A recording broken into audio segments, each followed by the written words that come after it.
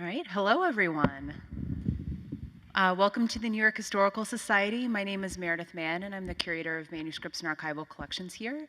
And I am thrilled to welcome you to tonight's program, an installment in our primary source series here at New York Historical, which is a series of free and public programs exploring how the Patricia D. Klingenstein Library supports new research and historical inquiry.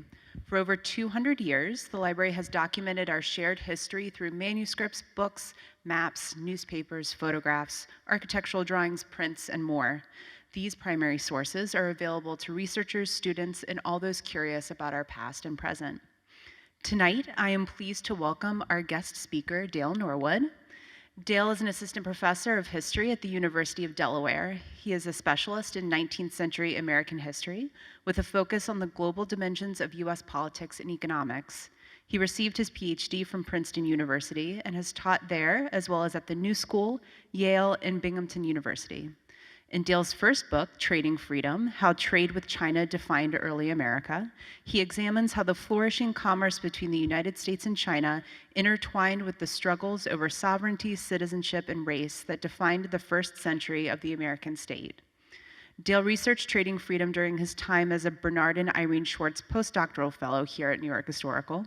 And a selection from our library collections, which were crucial to his research, I believe those are your words also, not mine, are on display tonight to my left. We invite you to get a closer look after the program. Dael has also kindly signed copies of Trading Freedom, and these are available for purchase in our shop downstairs. Dael is joined by my colleague, Nicole Mahoney. Nicole is manager of scholarly initiatives and academic affairs here at the New York Historical Society. She is also an assistant professor at the CUNY School of Professional Studies, where she teaches in the Museum Studies program. She received her PhD from the University of Maryland, College Park, where she studied early American history and women's history, and she is currently working on a monograph of her dissertation research about women and political power in the early American Republic. So please join me in welcoming Dael and Nicole. Thank you so much, Meredith, for that really fine introduction.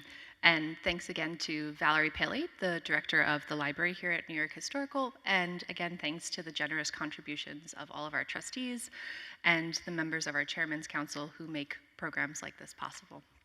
So Dael, congratulations on the publication of your book. I was thrilled when it came out, and I thoroughly enjoyed reading it. I want to take some time tonight to ask you questions about what is inside the book, but also questions about what didn't make it in the book and some of the process and the research and the resources that you used when you were working on it. Sort of the title of this series is Primary Source, so we always try to take a look behind the book, behind the finished product, to learn a little bit more about how you made it happen. So the main topic of your book is about the commercial participation of Americans in the China trade.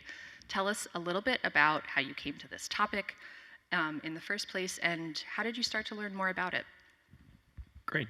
Well, first of all, I want to say thanks for having me. It's very nice to be back in a room I spent a lot of hours in, and in such a beautiful building. And thanks to all of you for coming out to chat about something I spent way too many hours on. So yeah, Trading Freedom is a book that came out of my dissertation research, and I came to that. I have a biographical explanation for that, and then I have a actual professional historian explanation. So the biographical aspect of that is that when I was in college, I interned at a small historical society in Middletown, Connecticut, which is a town in the middle of Connecticut, as the name implies. They named it well, that had a number of papers from a man named Samuel Russell, and working there, I came to learn he had been an opium trader before he had retired to Middletown. And one of the big buildings on the college campus near that historical society, big Greek revival, actually very similar to this room, is his mansion that he built after he retired. And I took a look at that and said, opium trader? what? And he had made his money selling opium in China, which is a long way away from Middletown, Connecticut. So I said, okay, interesting. Well, I guess I'll finish this job and get paid and move on, but that's weird, and I'll just file that away. But it kept bothering me as I got into my graduate education and learned a little bit more about how American historians had been writing American history, where there's this kind of colonial period where contact with the rest of the world is front and center, right? Global exchanges, exchanges within the British Empire, French Empire, exchanges with native peoples, and then there's a period of American history which is not narrated as an outside interacting phenomenon, right? Lots of the 19th century, the Civil War, were focused on how Americans are interacting with each other, right? What's happening in Kansas, right? Not what's happening with Americans in China. And then we get to the 20th century and it's world wars and global trade again, right? So I said, well, that's odd. Did people stop going outside of the United States? Did they stop having that kind of contact? And I know about this guy who sold opium in China and then ended up in Middletown, Connecticut. So what's his deal? And so I started digging at that, and that led me to this research, which is I started by looking at American merchants who were trading in China and why they were doing that and when they started doing that. They started doing that as soon as the War of Independence is over. The same day that the ratified peace treaty from Great Britain sails into New York Harbor. The first American ship that goes to Guangzhou to Canton sails out. They pass each other that weekend. It's also George Washington's birthday that week. It was they were laying it on really thick, the history. So, but there is this moment where people are going out of the world, and it becomes this, and what I found in digging into this is that it wasn't just a short-lived phenomenon. Americans had deep and lasting commercial ties with China from the beginning of the United States as a nation, all the way through to the end of the 19th century, and of course we're keenly aware of these ties now. But that earlier epic of history had been written about to some degree, but hadn't been put in context of how we think about American history and American development. How did American political institutions, economic institutions develop, particularly in that early republic, that early 19th century period? So that's what I ended up focusing on. But it really came from this kind of question in the back of my mind about why is this guy out in China selling opium and then ends up in Middletown, Connecticut? How does that make sense? So that's what I was trying to figure out. That's a great way to start a research project. And we know that you had a year-long postdoctoral fellowship here at the New York Historical Society, and one of the great benefits of having this program in person and not on Zoom is that we've put together a display case over here to my left with some of the documents that you looked at during your research here. So tell us a little bit more about some of the things that you found in the collections at New York Historical, and I'm interested to know, did you find anything extremely rare, extremely fascinating, or was it mostly what you expected to find? Well, both of those things can be true, right? So New York Historical is a great archive and a great library for many, many reasons, but one of the things that was really important to me as a researcher, as I was kind of moving from this dissertation phase and trying to figure out how do I turn this thing into a book, was that there are a lot of, New York was a very important trading center, and a lot of the early merchants and a lot of the merchants who made up the most important China trading firms were based out of New York, right? So maybe you've heard about the Roosevelts, right? FDR, the D in FDR is the Delanos. The Delanos were a big New York City, Hudson Valley family who were instrumental in the formation of Russell and Company. Samuel Russell is that Connecticut opium trader. The Abbott Lowe, whose mansion is over in Brooklyn Heights. So their papers and the papers of people associated with them who worked for them as captains, their family members. So some of what's in the display case over there is examples of ships' papers, the account books that are carried on board a ship as it's going from port to port, both and exchanging goods and cargoes. And this is something that's kind of interesting about American trade with China. I term it the American-China trade, and that's following how people engaged in it talked about it. But it's really not a direct bilateral trade, right? Americans didn't have anything the Chinese wanted. There's maybe some parallels. What the Chinese wanted in exchange for their manufactured goods, teas and textiles, silks and cottons, was cash. And Americans didn't have a lot of cash either, so they had to go lots of different places around the world to generate cash or credit in China, but primarily cash. And the kind of cash that was most current in China was Spanish silver dollars, which was also a legitimate currency in the United States. It's a legal tender in the United States in this period. So these merchants in New York, whose papers are here, are bouncing up and down all over the world. They're going to all different ports in Latin America. They're creating ties to the Middle East.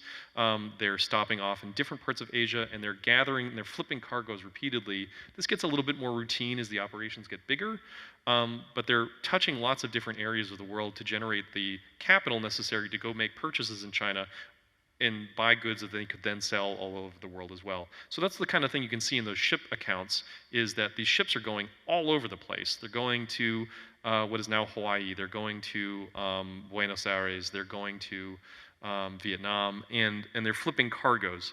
And some of the other stuff that's in that that I found here, or rather the very kind and very organized archivists pulled for me when I asked nicely, was diaries of people on these voyages. So these are, 6 months. They get a little bit shorter as steam comes in and they get better at sailing. But first of individual merchants, which are almost all men, because Chinese authorities restricted trading to only men who lived in Canton port part-time, but later on they started to bring their families. So one of the things over there is a diary or a journal kept by a young woman as she's traveling to go meet relatives in Guangzhou and stay there, and she's drawing as she goes along. And that is something that, you go from kind of dry entries, well, I sold this much tea today, sold this much opium, another rainstorm, oh, I'm depressed. And then you flip a page and it's, here's this cool island I saw on my way across the Indian Ocean. By the way, I'm 17. That's very different. That's kind of refreshing. And just one last thing that's in that case that you all very kindly, that is very rare and very unique, is there's a lot of paperwork involved in long distance trade. Anyone who's taken a flight knows that you got to file a lot of forms and you got to show a lot of people your passes and all that kind of stuff. And some of the paperwork that was brought home by these merchants is in that case, and it's the Chinese, it's the Qing Empire's customs forms and ship passes, all the paperwork you had to enter a ship into the Chinese trading system, show that you paid your taxes, show that you could unload millions of dollars worth of goods and take on millions of dollars worth of cargo, and go back and forth. And those are, that's ephemeral material, right? You don't usually keep the receipts and your passport stamps, or maybe you keep your passport stamps, but that's the kind of thing that is unique to this archive here, is that material is very rare. Because it is ephemeral and because it's not important to lawsuits after the voyage, which is usually how a lot of this material survives. So that there's some really unique items here that were awesome to see. That's fantastic. Sure.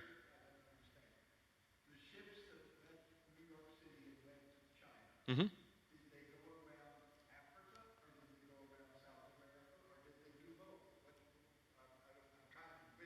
Sure. I'm just going to repeat the question so that everybody can hear. So the question is that when ships left New York, headed for China, did they travel south around the African peninsula or south around South America? Yeah, that's a great question.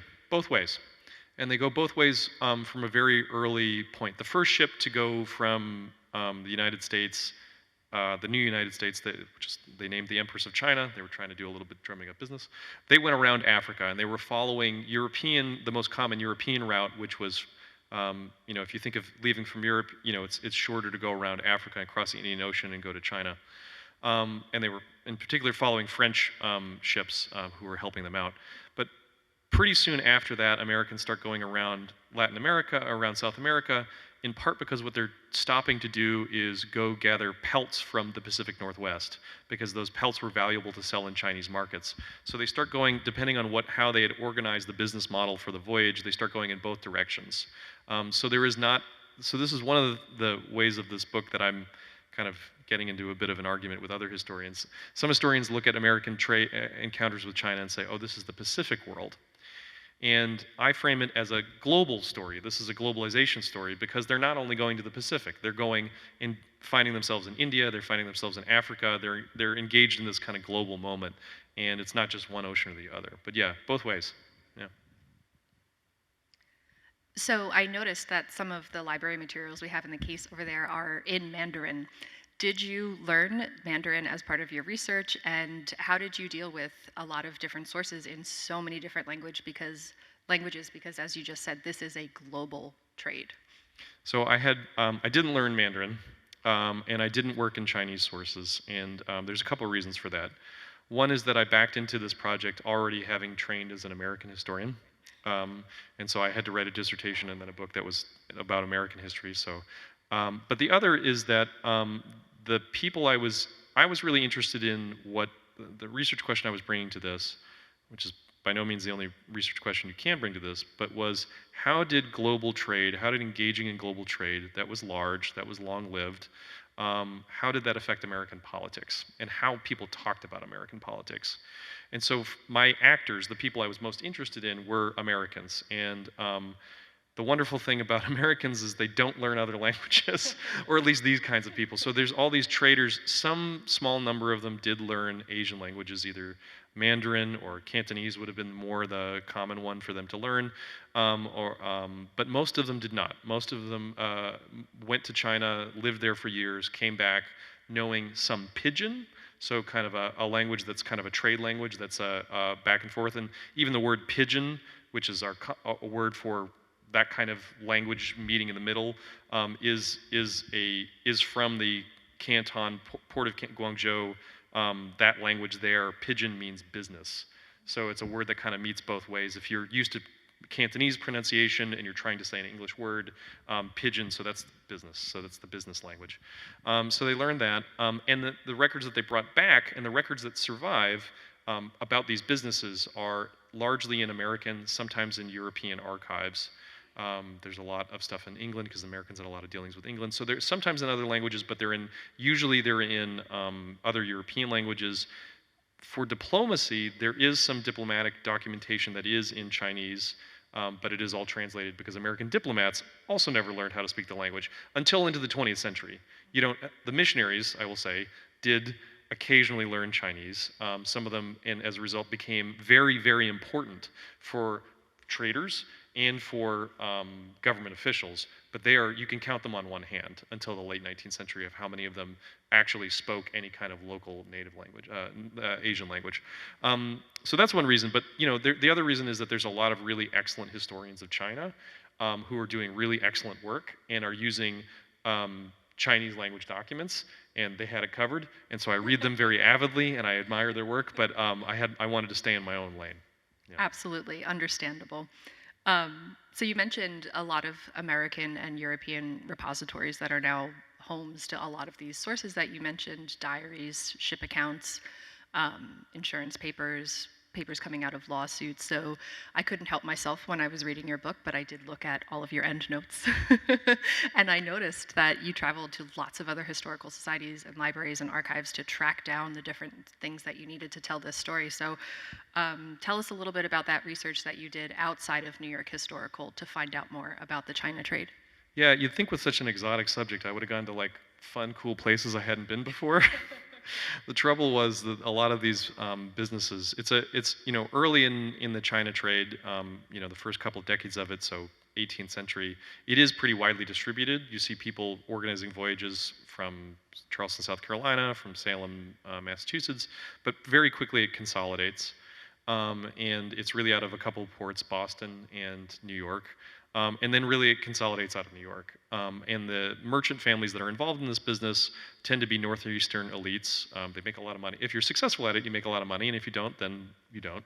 But the ones that are successful, so their archives tended to be up and down the 95 corridor. So I put a lot of miles on Amtrak and put a lot of miles on the car, going to places, exotic locales like Mystic, Connecticut, or Worcester, Massachusetts, or I spent a lot of time in basements in Maryland, because that's where the National Archives. The other kind of set of sources I spent a lot of time using were government documents.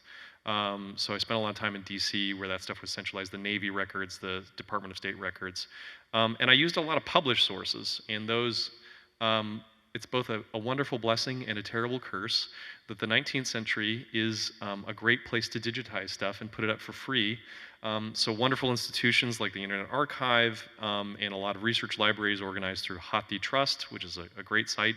A lot of the newspapers that the Library of Congress have digitized. I spent a lot of time looking at microfilm, because I'm old, and then, or old-fashioned, and then a lot of time looking at print sources, which for the 19th century not everything is digitized, but a lot of it is. So I spent a lot of time going through places that had formerly been ports and looking at those historical societies, and then places where governments keep things. That makes a lot. And nowhere sunny. Nowhere was ever sunny. So you start the book with a description of Thomas Perkins, who is an American merchant who eventually helps to develop Russell and Company, which is what you call one of the largest, longest lived, and most successful American businesses in the China trade. So tell us a little bit more about Perkins and how he becomes this beginning protagonist of your book. Yeah. So Thomas Perkins is an interesting guy. He's a Massachusetts. He's a younger, poorer relative of a more successful merchant, right? And this is kind of a pattern in the China trade. Is you keep these firms are all organized until very late. American China trade is organized as family firms that are legally partnerships, not limited liability partnerships. I live in Delaware now, so it's very important for me to distinguish between corporate property and non-corporate property, because we only have the one kind in Delaware. But so Thomas Perkins is a young man around the era of the American Revolution. He goes to work for relatives, and he first goes to work in what is now Haiti. He works in Saint-Domingue, so he's trading sugar and slaves. And then he gets a chance to be the ship's agent on a voyage to China, and he takes it. He writes good notes about his experience, so which is why he uses over in the chapter. But he's got a very useful perspective on things, because he goes to China and what he sees is not an empire, not a population. He only gets one narrow view of it.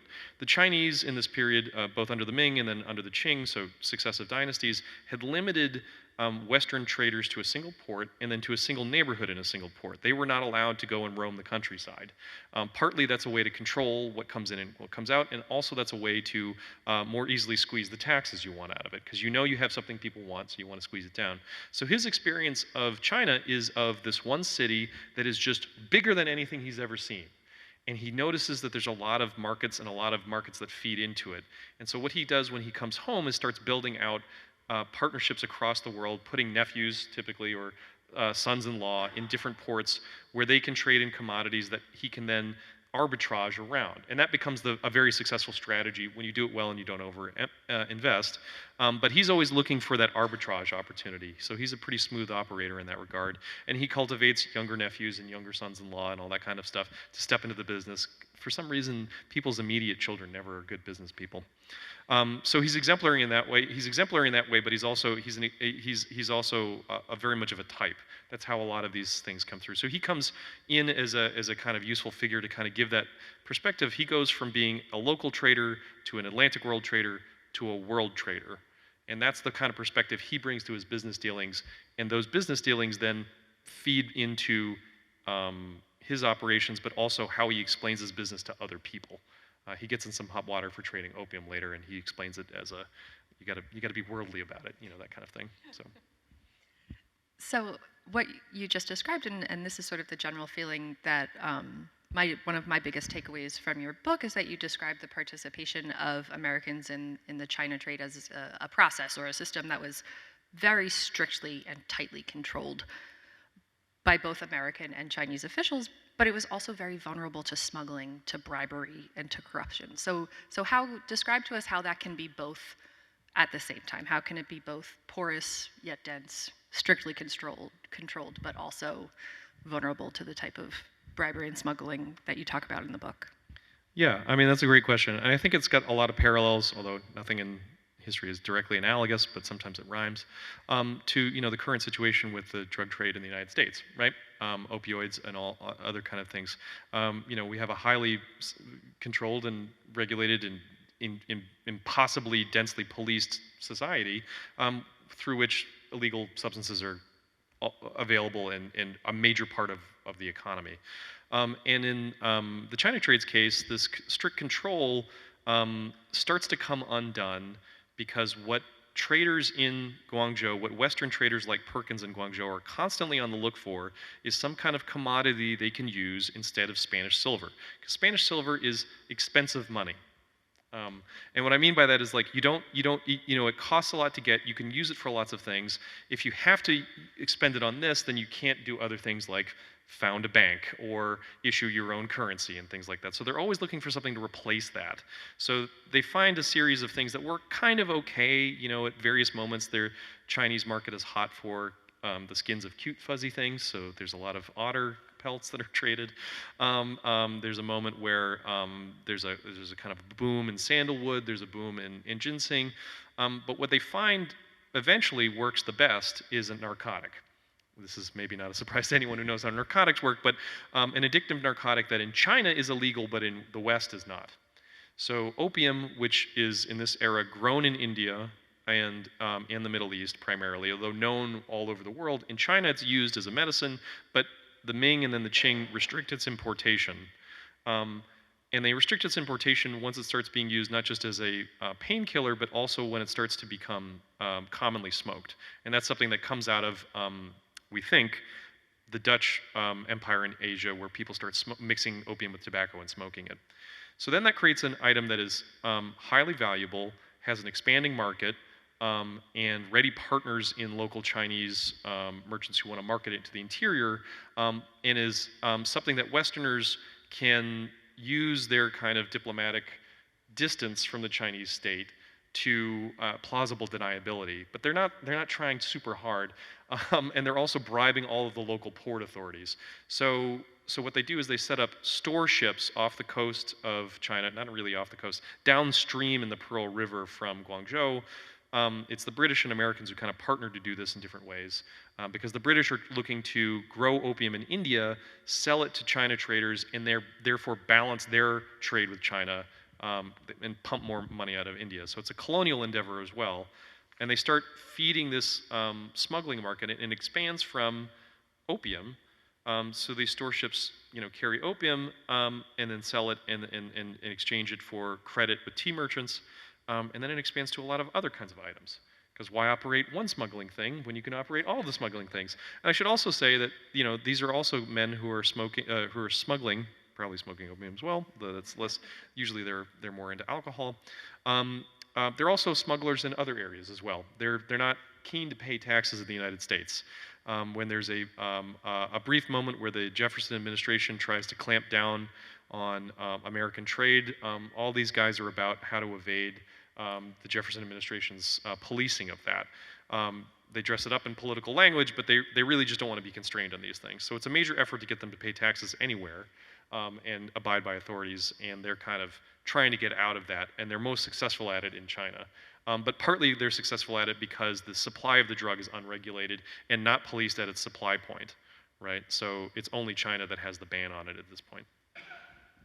So I want to go back to something you said just a few minutes ago, that the question of how to manage not just opium and illicit drugs, but how to manage the U.S. and Chinese commerce and trade it's a perennial topic. It's something that shows up in the news pretty often today, but clearly, your book tells us it has a very long and complex history, and it was just as bureaucratic in the 18th and 19th centuries, just as contentious as it is now. So how does your book sort of fit into current debates about U.S. commercial policies and Chinese markets, and how do you think that people today should better understand this long history of trade with China? Yeah, that's a great question. So a couple of different ways. One is that knowing that there's this long history, right? Trade with China didn't start in the 1970s. It's not only a deindustrialization story, it's not only a contemporary story. Globalization is not new. The second is that it's always, commercial exchange is always deeply bound up with politics, both kind of partisan and political structures, right? How is your polity organized? What are its goals? What is the state trying to do, and how is it trying to do it? And what does it see? What do the people leading that state think is advantageous to whatever program they're doing?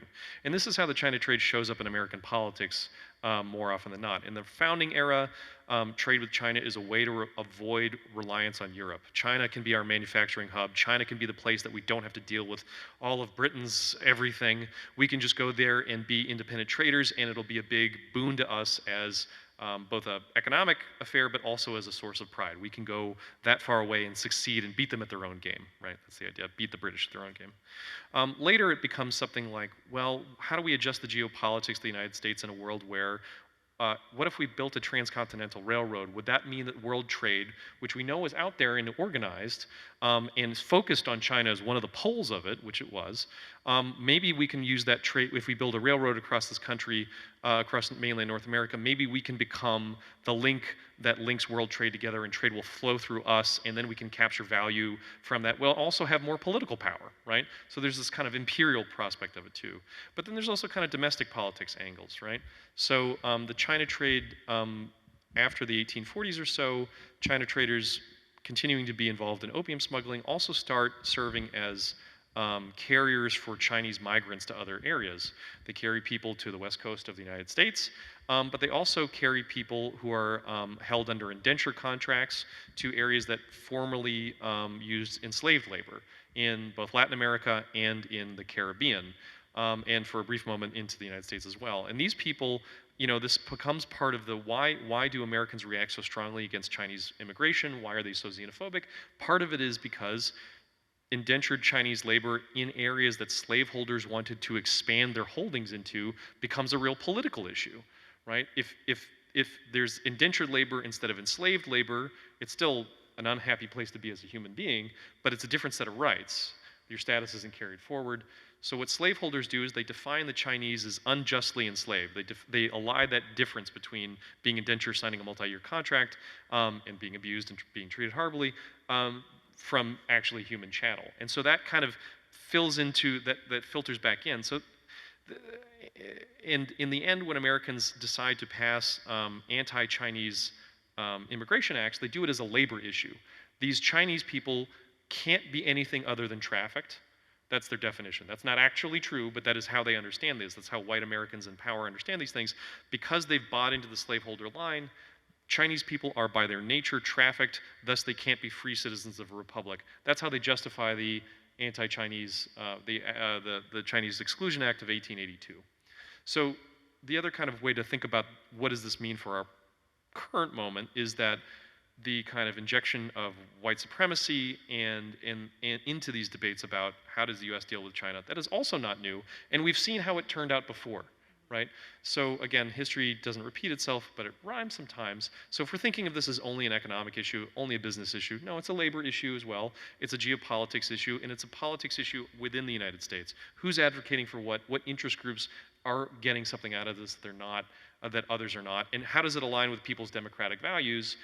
And does it? And is that the thing that's ruling over it? And I think there's moments in the book where there is a conscious effort to align those values, like during Reconstruction, and then there's an effort to pull those values apart.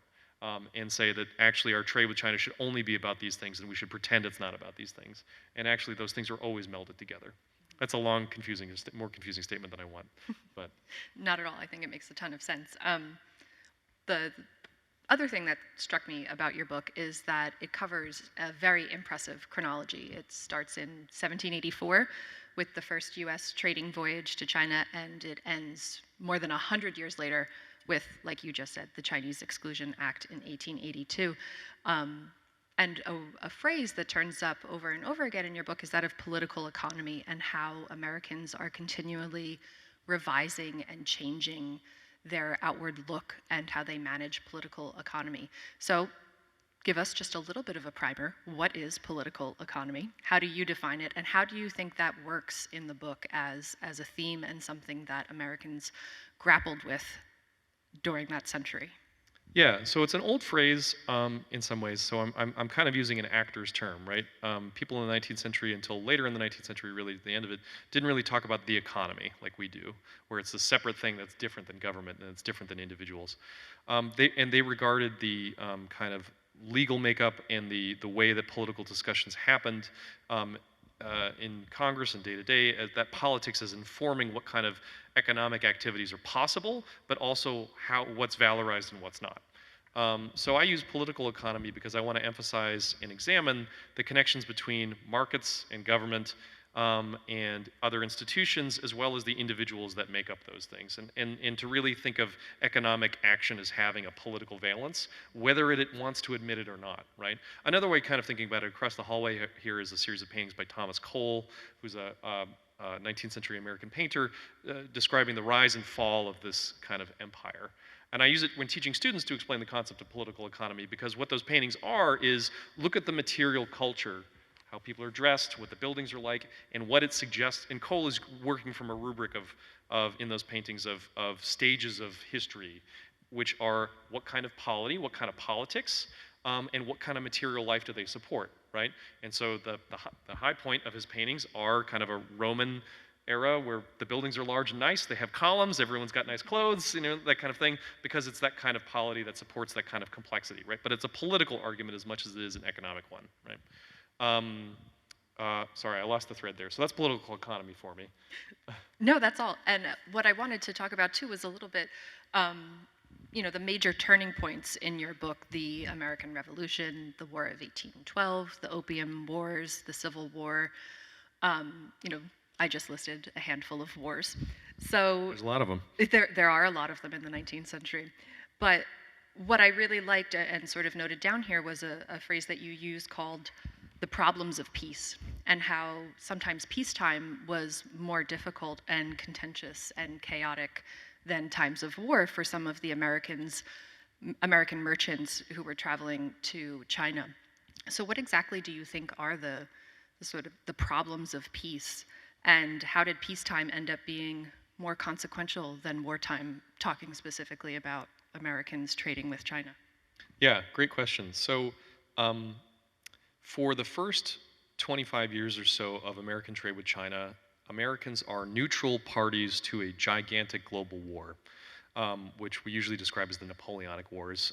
There is a part of those wars that touches on the United States that was deeply traumatic for Americans, because all kinds of buildings in Washington got burned. That's the War of 1812, right? But that's really the tail end of a much larger conflict that is creating a lot of opportunity for Americans. Policy problems as well, but Americans as neutral shippers, right? Our American merchants could make an argument, whether the British or the French would always buy into it at any given moment, dependent on the day, but they could make an argument that they had the right to trade with these warring powers as neutral parties. So for the China trade, that's a real huge boon, because now you have all these empires that can't get to China, want stuff in China, can't find good uses for their Spanish silver pesos, their Spanish dollars. So Americans have ready access to capital, ready access to markets all over the world, and make a ton of, there's a huge boom in the China trade, as there is in many other branches of American trade, but the China trade is what I cared about, so that's what I looked at.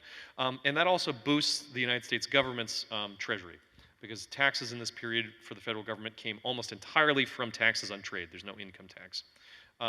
When that war is over, not by any great doing of the United States so much, but when Napoleon is defeated for the second time, that opportunity is gone.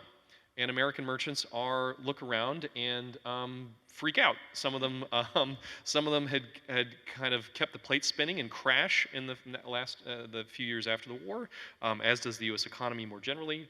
Those are related, not necessarily causal. But what's consequential about it is that there's a couple of responses to it. So American politicians get together and say, okay, well, we got involved in this war with Britain that burnt down all of our cool buildings and all of our archives and all that kind of stuff. That was bad. We won, but did we? So we got to figure out a different way to be less reliant on overseas. And our diagnosis is we got involved in that war because they kept capturing our ships, and that made people mad, yada, yada, yada. So we got to find a way to be less reliant on global trade. So let's build infrastructure and create a domestic economy that's stronger, right? So they create the Bank of the United States, they invest in what's known as the American system, road building, all that kind of stuff. American China merchants look at this and say, you know, Britain's starting to grow a lot of opium in India, they wanted to offload it. What if we got into smuggling India into China and did what they're doing and did it better and did it more? And some of them found Russell and Company, others get into this business as well, and they find themselves much more deeply integrated into British trade when British credit networks centered on London. And at the same time, as American politicians are trying to reorient the economy, the Cotton South is taking off. And I mention that because that is British capital, for the most part, flowing through northeastern banks to fund the expansion of slavery to grow cotton that is then bought by British mills, right? everything starts converging on London. The forms of capital that are used to finance the cotton boom are used by China merchants to establish capital in London that they can then use to draw on in China instead of using silver dollars to balance out their opium trade. The finances of this I can trace in more detail, but basically, instead of shipping silver and buying tea, what they're doing is buying up credits from cotton planters, using that to establish bank accounts in London, then drawing on those bank accounts in China from British traders to make tea purchases that they are actually funding in a capital sense on the other side of the ledger with opium imports. So what ends up happening is that American merchants American policymakers look around and think to themselves, how can we extricate ourselves from global trade? And they fail at doing that. And instead, what China merchants and cotton planters end up doing for their individual business transactions is integrating the United States more deeply into the global economy, one that is centered in a capital sense on London and that is premised on enslavement, dispossession of Native Americans in mainland North America, enslavement of African Americans, and smuggling opium into China. So all of these things, the world economy is built on drug smuggling, slavery, and dispossession, and London credit, and industrialization. And all those things are partnered together, and many of the same people are involved in all stages of those. So it's kind of that's one way that peace is more consequential. Would things have changed if Napoleon had won? I don't know, but the peace creates that kind of problem and centers things on British networks. It was a fantastic history of about 30 years of U.S. history in 3 minutes. Yeah. So, Dael, I know this book just came out last year, hot off the presses a little bit. But I know that you're already working on another book. So tell us a little bit about your next research project, and will you be coming back to New York Historical? The answer does not have to be yes, but I'm curious to know if you'll come back here for some more research. But tell us what you're working on now. Sure. So what I'm working on now, I have some project. I teach in Delaware, so I'm working with students on projects on Delaware and slavery as some kind of side projects. But my main new book project is a history of the businessman as a political and cultural identity. How did we come to, in the United States, make the main character, the protagonist of all our reality, sometimes major political figures, a businessman? And that's not a figure that had been around since the founding. That's not how George Washington styles himself, though it is how people now style George Washington. So how do we go there? How do we get to that? And where I found purchase on this is kind of jumping off from some of these China merchants. Post-Civil War, a lot of these guys take their capital and invest in railroads. They stop calling themselves merchant, which had been the way they described themselves and their expertise and their place in the politics of the country as we are merchants, we are the merchant's interest. And they start describing themselves as businessmen. And they start sending their kids to business colleges. And they start describing the way the world should work is a businessman's sensibility. And so I'm trying to figure out in the post-Civil War period how that comes together, who it does work for and why it does work for those people, and what impact it has. And it's not accepted by everybody. People push back on that idea. But how did we come to live in a businessman's world? And what links does that have to global trade, but also this kind of growing industrial economy and the set of skills associated with business expertise, right? Risk-taking, but also accounting. Knowing a good sense about the world, but not knowing a lot about any one thing and being expert in all things as soon as you walk in the room, right? That kind of sensibility and how that ties into kind of American politics, but also kind of politics on the partisan and the running for office level, but also on the politics of gender and things like that, race. So that's the next project. That sounds fantastic. So I want to make sure that we leave enough time for some questions. So if you have a question for Dael about either trading freedom or about his upcoming project, which we can put him on the spot for right now, sure. My colleagues Meredith and Sarah have a microphone, and we'll be glad to answer as many questions as we can in the next few minutes.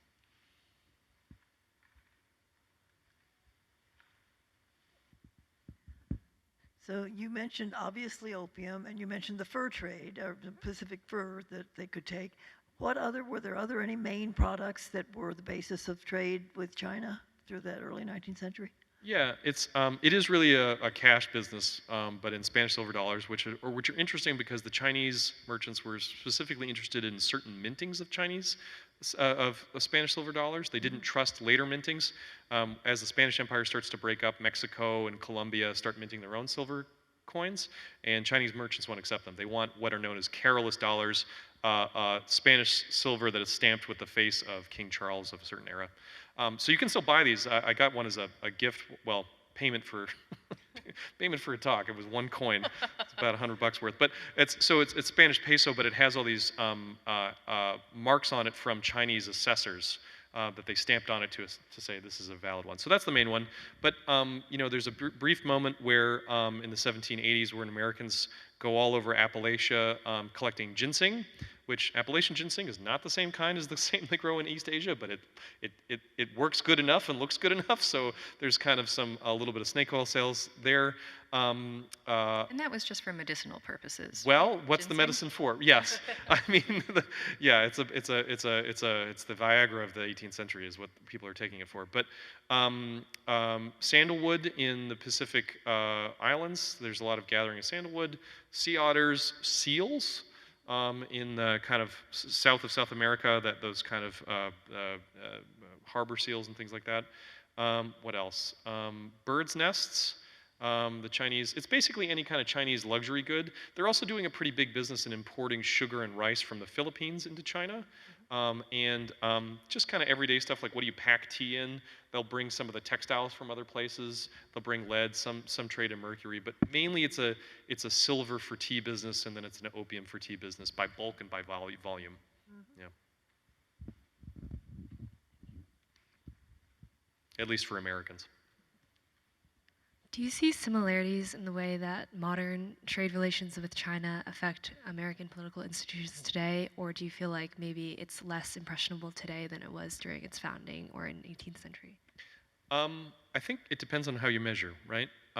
So the China trade is big business in the 18th and 19th century, but what's big business in the 18th and 19th century is like nothing compared to the contemporary world economy, right? And even within the United States economy, it runs as, you know, our measures aren't very good, but if we're just looking at imports directly into the United States and exports directly out of the United States, which vastly undercounts the total volume of the enterprise, because most economic activity happen beyond the, anyway. But with that caveat, it gets as high as 10% of U.S. tax receipts, customs, but it's more regularly in the 5 to 2% of U.S. trade, which is about our trade with Saudi Arabia now.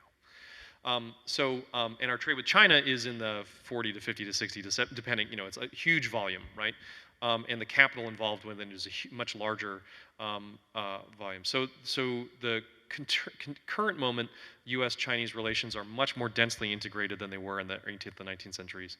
The politics of it, though, I have been, you know, part of one of, you know, I've worked on this project for too long now, and so it's been cycles of different administrations, different kind of, in both areas, both countries.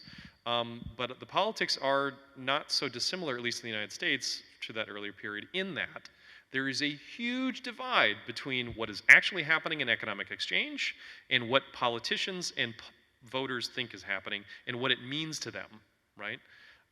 So, you know, people who are describing the kind of contemporary moment with China as a Cold War, you know, that's as much of a domestic focused project, domestic audiences, as it is an outwardly focused one, and as much as it is a reflection of what the actual economic connections are.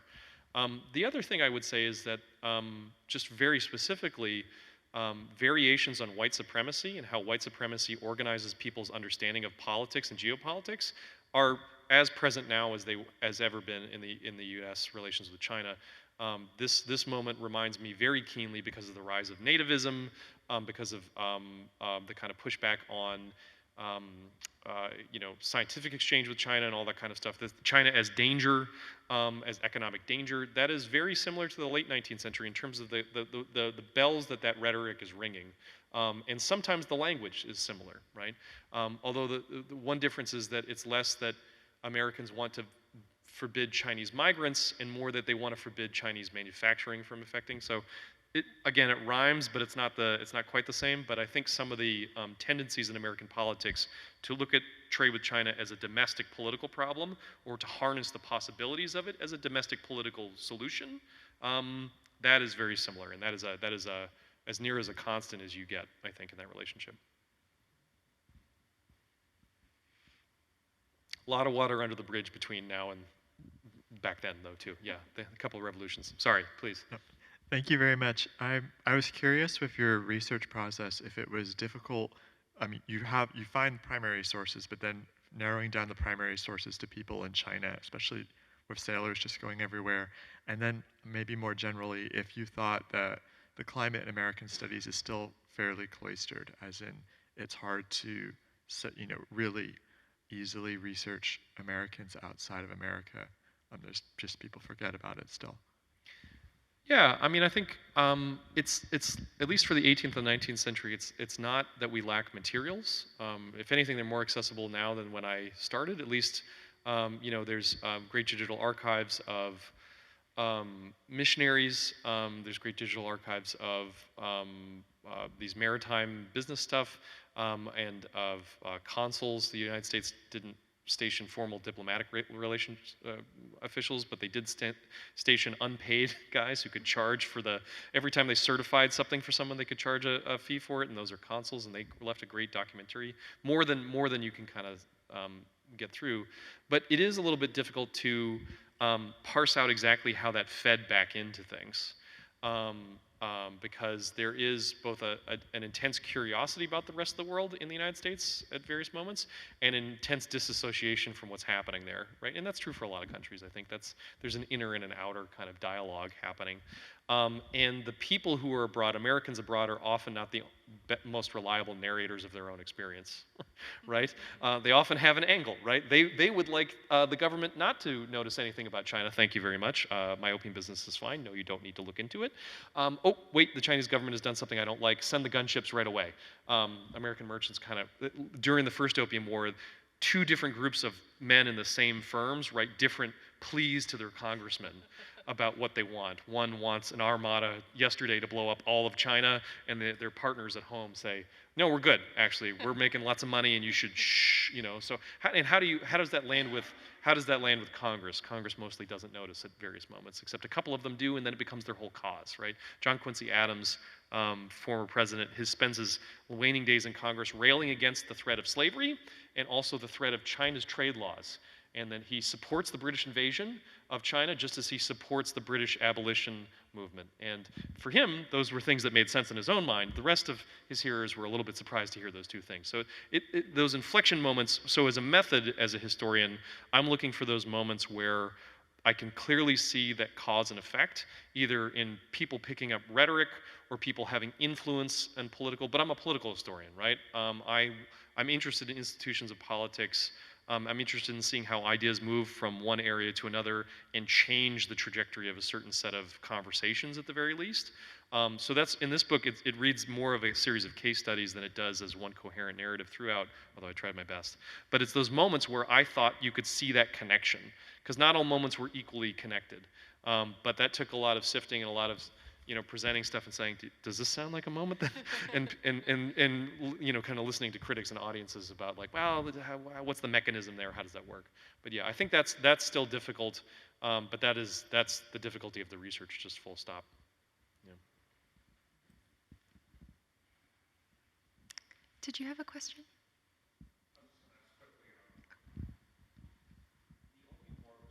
Triggered China's century of humiliation. And so I was curious, in your work, you talk about the American perspective, I appreciate, but from the Chinese perspective, this really, the slicing across of China by the British and Americans, we're very complicit of, colonialization, which to this day the Chinese party is redressing. So I'd be curious your thoughts on these are playing out in a long scope.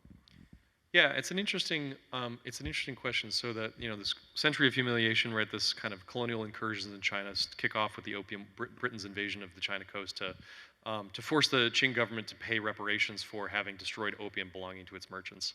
And then the second Opium War, the French get in the act as well. And as you say, the Americans are there and complicit, right? They're there, not necessarily actively engaged in war, although at the end of the century with the Boxer Rebellion, they do sponsor an invasion force.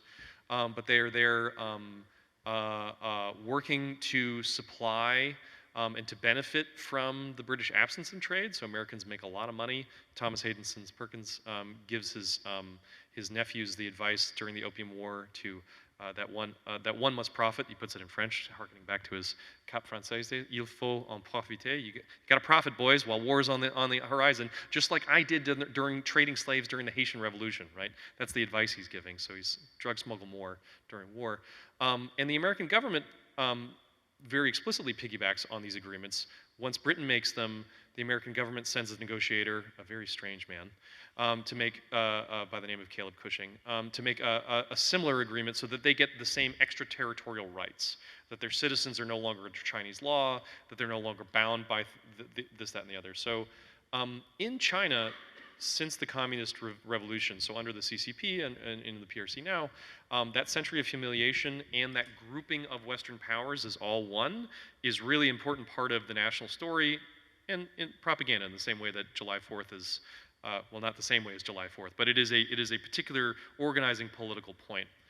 During the 19th century, Americans, diplomats and merchants played it a little bit differently, and Chinese governments played it a lot differently.